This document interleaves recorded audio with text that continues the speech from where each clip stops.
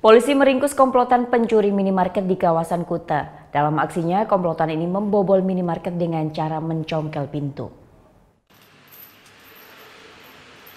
Ketiga tersangka spesialis pencuri minimarket di sekitar wilayah Kuta dan sekitarnya diringkus tim Opsnal Polsek Kuta Utara Senin lalu.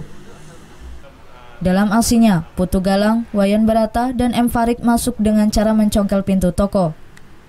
Pencurian yang baru dilakukan terjadi di sebuah minimarket di wilayah Tibu Beneng, Kuta Utara. Mereka berhasil menggasak uang senilai Rp5.800.000 dan 9 bungkus selop rokok.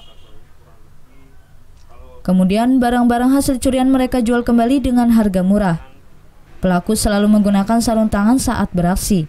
Ini digunakan untuk menghindari sidik jarinya nempel sama di gagang pintunya.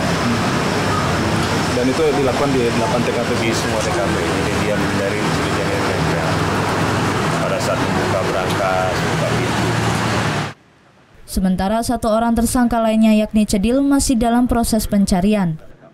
Para tersangka dijerat dengan pasal 363 KUHP dengan ancaman 7 tahun penjara. Surya Sanjaya melaporkan untuk NET.